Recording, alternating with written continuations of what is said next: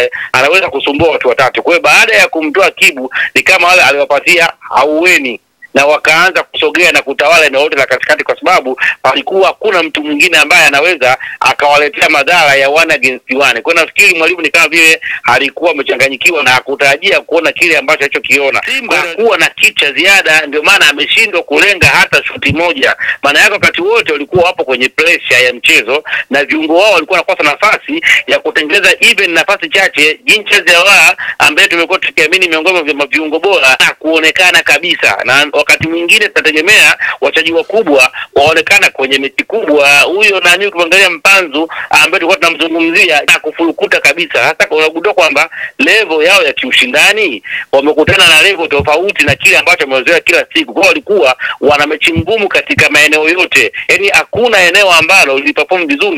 Mwalimu aliingia na pressure ya nje ya kiwanja na kujikuta kwamba anakwenda kuiamini timu wakati katika mazingira ambayo timu yake ilikuwa na ubora na opponent ambaye alikuwa kukutana naye. Mbona kama Salambo na wakati ya tamaa kiasi hicho Simba wakati ni wataalamu wa comeback? Unakumbuka pia washa kuleta comeback ya Oloya hapa na historia nyingi sana za comeback. Huoni kama pengine goli mbili zikawa chache na kaja na comeback moja ya hatari? Unapozungumzia comeback unaangalia na ubora ulionao. Berkane wana ubora mkubwa kuliko Simba kwa sasa, na Simba anatakiwa afanye kazi ya ziada, na kama wataendelea kuwa na mentality hiyo walionayo sasa hizi wanaweza kujikuta kwamba wanapoteza home and away, kwa sababu mpira umebadilika sasa hizi, uwezo unaonekana. Kwa ni vema wakajipanga wakijua kwamba wana mapungufu mengi ambayo lazima wafanyie kazi ili walau waweze kusecure endelee kushinda nyumbani au kutoa kombe katika mazingira ya aibu. Hii ni Like Media, karibu sana. Kama ambavyo nafahamu mara nyingi tunakuepo hapa kwa ajili ya kupata maoni na mitazamo tofauti kuhusiana na mambo mbalimbali ambayo yanakuwa najiri kutoka katika maeneo mbalimbali, lakini hususani katika masuala ya kimichezo. Mimi naitwa Lugano Israel, hapa naungana moja kwa moja na Dominic Salamba, mchambuzi wa soka. Tuweze kupata maoni kuhusiana na mambo kadha wa kadha, lakini kikubwa sana tuzungumze kuhusiana na mchezo dhidi ya wekundu wa Msimbazi Simba, mchezo wa finali ya kwanza uliochezwa pale nchini Morocco. Nini mtazamo wake? Tunaungana naye moja kwa moja. Dominic Salamba, kama unanipata hapo ulipo? Ndio ndugu yangu. Habari ya muda huu? Kwa Mungu niko vizuri. Asante sana kwa muda wako, na nilitaka tupate maoni kutoka kwako kuhusiana na mchezo wa wekundu wa Msimbazi Simba, mchezo ambao umepigwa pale Morocco dhidi ya RS Berkane. Simba katupa karata yao muhimu sana kuelekea kutamani kulibeba kombe la shirikisho. Mtazamo wako ulikuwa ni wapi hasa kwa Simba kupata kichapo cha goli 2-0?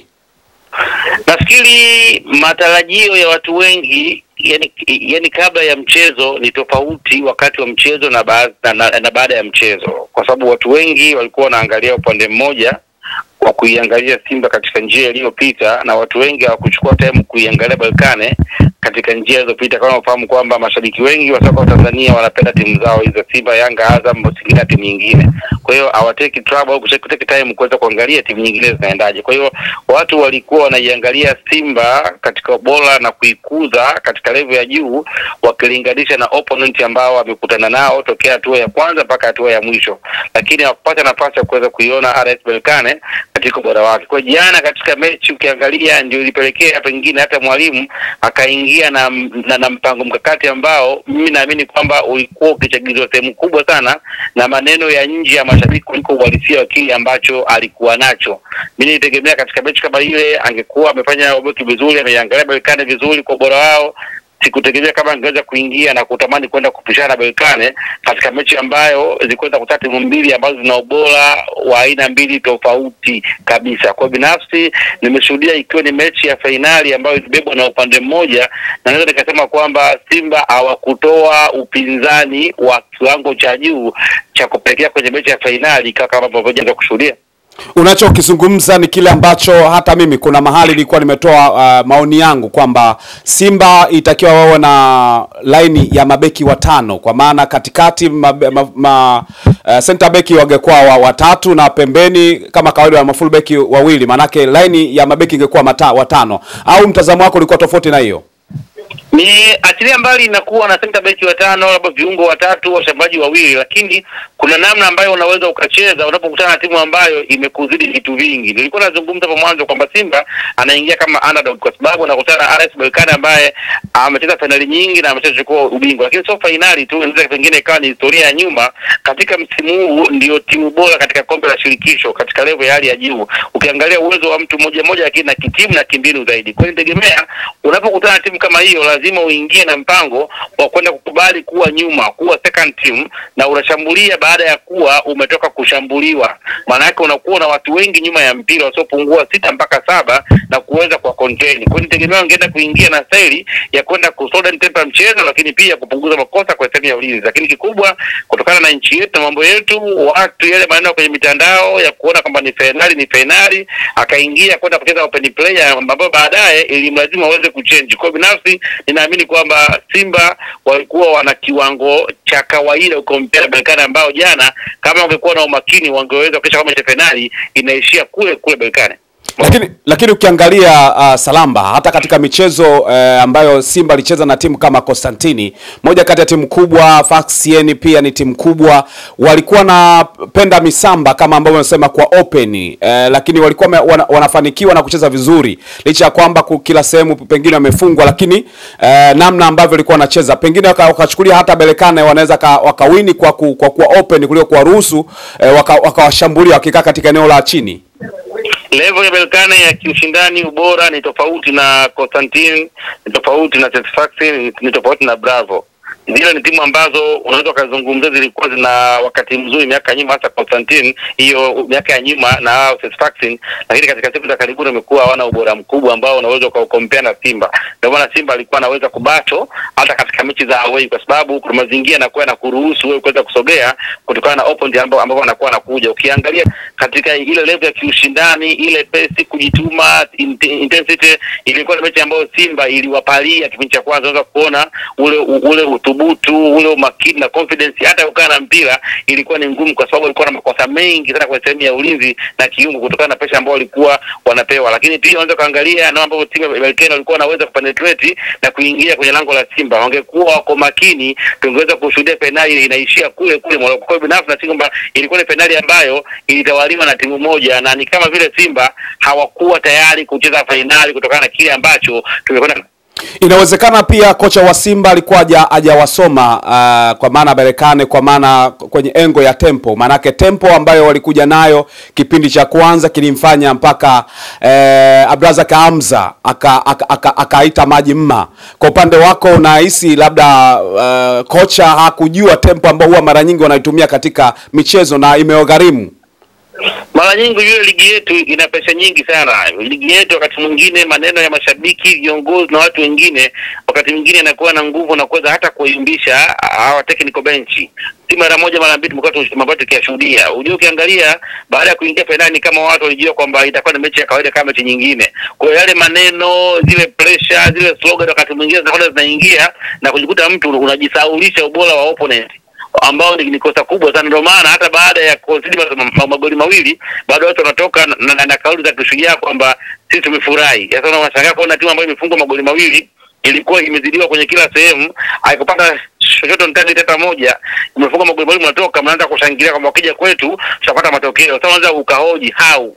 Unaona kwa hiyo na sisi kwamba tumekuwa tunaamini zaidi kwenye hamasa kuliko kwenye ubora wenyewe, kitu ambacho wakati mwingine kinapelekea walimu kuwa kwenye wakati mgumu. Kwa hiyo itoshe kusema kwamba mwalimu aliingia na pressure ya nje ya kiwanja na kujikuta kwamba anakwenda kuiamini timu wakati katika mazingira ambayo timu yake haikuwa na ubora na opponent ambaye alikuwa kukutana naye.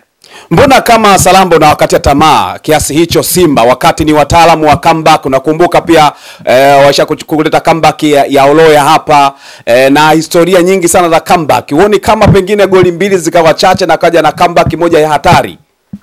Unapozungumzia comeback unaangalia na ubora ulionao. Sikatai wakati mwingine mpira unakuwa na matokeo ya kushangaza. Kwa hiyo ikitokea comeback itakuwa ni hayo matokeo ya kushangaza ambayo uwezo kukaa na kwanza kuyajadili. Ni vitu ambavyo vinakuwa ni unknown. Yaani uwezo kukaanza kuimagine kitu ambacho hakina uelekeo kuweza kuwepo. Itosha kusema kwamba Berkane wana ubora mkubwa kuliko Simba kwa sasa, na Simba anatakiwa afanye kazi ya ziada, na kama wataendelea kuwa na mentality hiyo walionayo sasa hizi, wanaweza kujikuta kwamba wanapoteza home and away, kwa sababu mpira umebadilika sasa hizi, uwezo unaonekana. Kwa ni vema wakajipanga wakijua kwamba wana mapungufu mengi ambayo lazima wafanyie kazi ili walau waweze kusecure endelee kushinda nyumbani au kutoa kombe katika mazingira ya aibu. Vinginevyo tukiendelea kuamini katika mambo ambayo wakati mwingine inakuwa haweki out, haiwezi kutusaidia. Kwa hiyo nafikiri najue kwamba wana mtani mzito, wamekutana mpinzani ambaye hawakuwahi kukutana naye kwenye hatua zote katika michuano hii, na hii tayari nilikuwa nimelizungumza kwa wamekutana na kipimo halisi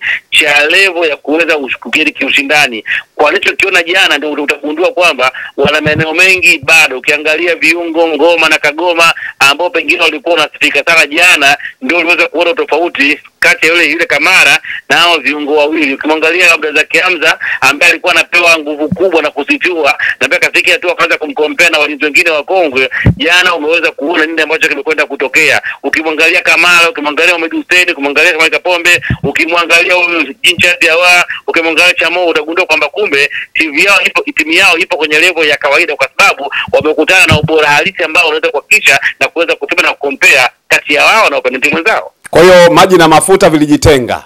There you are. Yaani ilikuwa ni mechi ambayo ni very clear. Ukikaa unaangalia kutoka hapa, kuna mmoja ni timu kubwa na mwingine anapambana kwenda kutafuta mazingira kwa timu kubwa. Kwa sababu jana haikuwa ni miongoni mwa mechi ya kuvutia kwa Ferrari kwa upande wangu. Ilikuwa ni mechi ambayo wakati wote unaangalia goli la 3 na la 4 litakuja kufungwa dakika gani.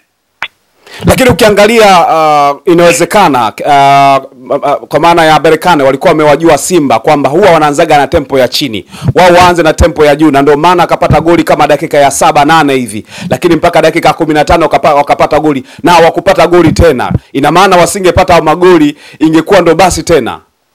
Mpira ni mchezo wa makosa. Ukishaongea kwamba haya makosa yanafanyika baada ya kuwa upo katika hali ya kubi pressurized, unapokuwa na pigwa pressure utafanya makosa. Ukiangalia goli la pili linafungwa, ile ilikuwa ni pressing ya juu ambayo alifanyia mtu na Kagoma akafanya makosa akaenda kufungwa. Kwa hiyo makosa hayaji tu from nowhere, umekaa tu unakunywa juice alafu mtu anakosea. Maana yake ukiona kuna makosa aidha kuna ubora au unalazimishwa kufanya makosa. Lakini je, baada ya kufungwa magoli mawili, nini ambacho Simba walikifanya?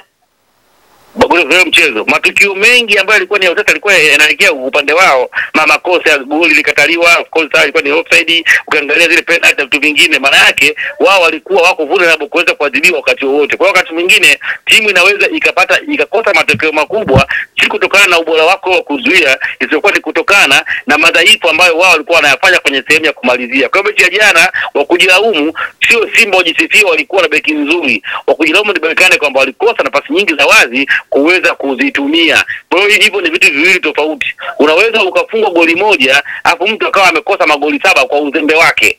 Unaelewa sio? Kwa hiyo jana Berkane wamekosa magoli sio kwa good approach ya Simba baada ya kuwa wamefungwa magoli mawili. Walikosa magoli aidha ni baada ya underestimate. Pengine waliochukulia Simba ni miongoni mwa timu kubwa, kwa hiyo waliingia wakiamini kwamba itakuwa ngumu. Kwa hiyo walichokiona wakaona ni timu ya kawaida, kwa hiyo kaamini kwamba tutafunga wakati wowote, na bahati nzuri magoli mengine yakaongezeka, basi mechi ikaisha 2-0.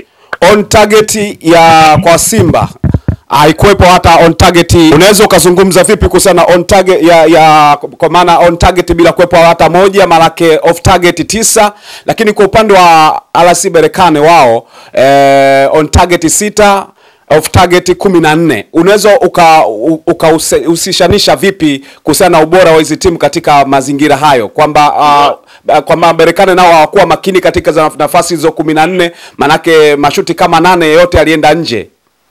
Yaani ndio nakwambiaje kwamba Berkane wanaadhibiwa kwa kukosa umakini wao wenyewe.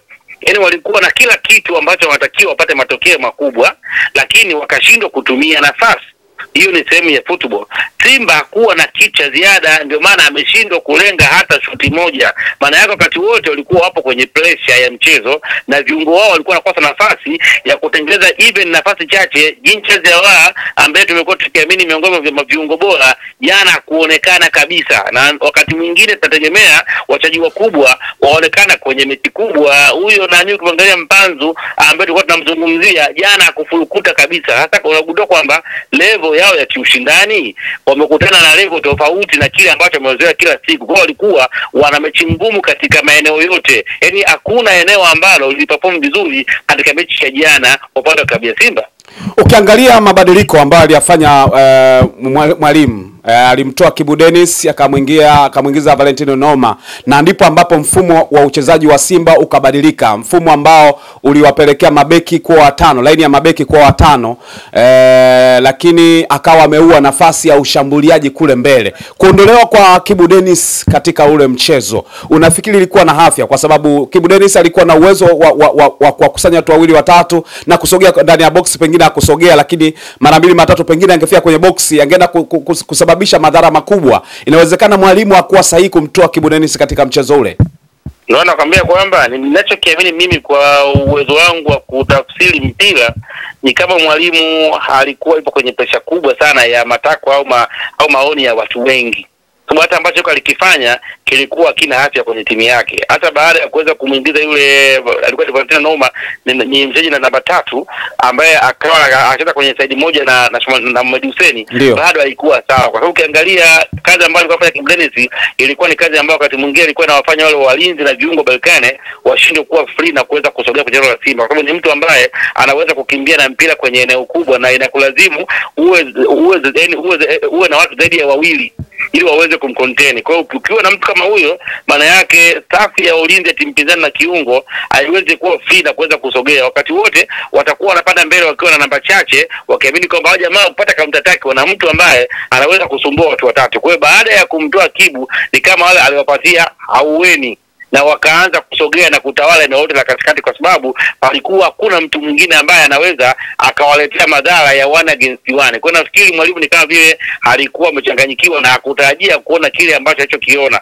Kwa hiyo inawezekana either ni hopes ambazo alikuwa amepewa na watu ukilinganisha na kile watu wanaenda kukutana nacho, au yeye tu mwenyewe aliamua kujibu kitu ambacho hakuwa na kanacho, ndio maana mchenyana iliweza kumpalia na kuwa ni miongoni mwa mechi ngumu ambazo ameshakutana nazo. Na vipi kuhusiana na Mpanzu? Alitoka Mpanzu akaingia Joshua Mtale Budo. Na hapo kulikuwa na maswali mengi kwa sababu Mpanzu licha ya kwamba kuna makosa mengi ambayo alikuwa anafanya, mwalimu hakuwahi kumuita kumrekebisha pale uwanjani kwamba rekebisha hiki, lakini alikuwa uwezo wa kudribble, licha ya kwamba alikuwa anaelekea sana katika mtego wa kwenda kupelekwa pembeni, lakini alikuwa ni mtu athlete kwenye mchezo ule, lakini akamtoa akamuingiza Budo. Pia kwa Mpanzu mtazamo wako ulikuwaje? Manake kwa mtazamo watu wengine, hata mimi pia ilikuwa labda toke Ateba ili aingie mtu mwingine akusaidiana na Mpanzu pale. Mtazamo wako ulikuwaje? Hapana, Mpanzu ni mchezaji ambaye hawezi kupatia the same quality dakika 90. Mchezaji ambaye anakuwa yuko bora kwa kipindi fulani. Kwa hiyo Ateba uzuri wake ni kwamba anaweza asikupatie kitu, lakini timu ikiwa haina mpira anaweza kukusaidia kuweza kutrack back mipira, kwa sababu ni mtu ambaye ana energy na anaweza kukimbia kwenye eneo kubwa. Ndio maana kule mara nyingi amekuwa akimtumia, yani anaweza kukusaidia wakati ambao unateseka, kwa sababu yeye ana uwezo wa kukimbia na kufanya hizo movement katika eneo kubwa. Kuangalia mtu kama Mpanzu ni mtu ambaye anacheza kwa vipindi, kwa hiyo kuna kipindi nafika hatua anakuwa hana msaada. Timu ikiwa haina mpira faida yake inakuwa ni ndogo. Mpanzu, Jinchazi, hao wote wawili, timu ikiwa haina mpira maana yake ni kama hivyo unakuwa hauna wachezaji kiwanjani. Ni watu ambao hawawezi kutrace mpira, ni watu ambao hawawezi kutoa pressure. Kwa hiyo ilikuwa lazima aweze kumpumzisha ili walao waingize watu wengine ambao watakwenda kuongeza energy kwenye eneo la kati, na kiamini kwamba ukimwangalia mtu kama Mutale ana uwezo mkubwa kukimbia na mpira kwa eneo kubwa. Kwa hiyo kwa kuingia kwake, na yeye aliamua kukaa nyuma, kwa hiyo na mtu ambaye anaweza aka close gap huko kukimbia na mpira kwa eneo kubwa, na at least kuweza kufanya opponent waweze kupunguza mashambulizi na kuanza kuangalia lango lao. Kwa hiyo nafikiri ilikuwa ni sababu nzuri, kwa sababu Mpanzu ana faida ambayo anaweza kupatia Ateba timu ikiwa na inatafuta mpira. Kuelekea katika mchezo mwingine, haya tunazungumzia sasa maandalizi. Mwalimu aandae kitu gani kuelekea katika mchezo mwingine? Tumeona tempo ya wapinzani ni kubwa sana, na namna ambavyo wanashambulia ni mipira mirefu ya haraka ambayo Simba imekuwa ikiwasumbua mara nyingi. Kwa upande wako, maandalizi ya kuelekea katika mchezo husika wa hapa nyumbani, nini ambacho Fadlu Davis akifanye? Mimi nafikiri tu akae chini tuize kichwa, afanye umakeke vizuri kuangalia Berkane kwa kina. Awaangalie, yani asichukulie ni kama ni timu ambayo kama labda ni Almasri wale ambao waliwafunga hapa, asichukulie kama Constantine au Satisfaction. Ni timu tofauti ambayo ina wachezaji bora. Unamzungumzia Kamara ambaye leo hii vilabu vinne barani Ulaya vinamngangania. Unazungumzia Valencia, unazungumzia Atletico Madrid, unazungumzia timu nyingine nyingi kubwa zinamtaka, iko naye pale. Ana mshambuliaji ambaye anatakiwa timu kubwa Ubelgiji na Denmark. Ana beki namba 2, kwa hiyo anakutana na wachezaji au timu ambayo ina ubora wa hali ya juu. Kwa hiyo ni vema akakaa chini akafanya homework vizuri, na hasa akatengeneza uwiano wa kiuchezaji, kwa sababu timu yake imekuwa ina mazingira magumu hasa inapokwenda kupoteza mpira na kuanza kutafuta structure, kuanza kuzuia, kitu ambacho kinaweza kikawakosi. Kwa jana Berkane walikuwa wameangalia Simba kwamba ni timu ambayo ukipiga mipira nyuma ya walinzi wanakuwa hawana good plan. Kwa mipira ilikuwa na kipindi cha kwanza kama 4 ambayo yote ilikuwa inapeleka mazingira ya Wanya Gensan na Kamara, lakini umakini wa Berkane ulikosekana, lakini mipira yote ilifanikiwa. Kwa hiyo wana shida ya mipira kupigwa nyuma ya walinzi, kwa sababu wote wanakuwa wanakaa kwenye mstari mmoja, hakuna mlinzi kiongozi na hakuna mtu ambaye anakuwa anafanya kazi ya kutumwa kwenda kutrack mipira. Kwa lazima arekebishe makosa yote, hasa ya mipira ambayo inapigwa nyuma ya walinzi, ili walau kidogo apunguze mazingira ya kuweza kuwa kwenye hatari. Kingine aimarishe eneo la kiungo, kwa maana kwamba wachezaji wake wanakosa utulivu. Kwenye mechi kubwa lazima uwe na watu ambao wanaweza kuriski na kushika tempo ya mchezo na wakaweza kufanya mazingira magumu kuweza kuwa mazingira marahisi. Kwa hiyo lazima atengeneze hiyo kitu, lakini vinginevyo kama atakuwa makini anaweza kujikuta kwamba anakuja kupata dhama kwa mechi ambayo watu wengi wanaamini wanaweza kuinua matokeo. Dominic Salamba, mimi nikushukuru sana kwa kuungana nasi kupitia Like Media. Nakushukuru pia. Asante sana. Naam, ni Dominic Salamba, nilikuwa napiga story naye hapa kufahamu mengi ya kimichezo, kaweza kutoa mtazamo wake juu ya kile kitu ambacho Simba walikikosea katika mchezo dhidi ya RS Berkane. Mimi naitwa Lugano Israel. Mpaka wakati mwingine tutaendelea kupiga story hapa kufahamu kuhusiana na mitazamo ya baadhi ya watu kuhusiana na mchezo wa marejeo katika dimba la Mkapa. Kama itakuwa basi ni Amani Complex, pia tuenda kutazama huko. Mpaka wakati mwingine, subscribe channel hii ili miongoni mwa watu ambao wanaendelea kufuatilia na kujua kitu ambacho tunakuwa nakileta hapo. Ciao.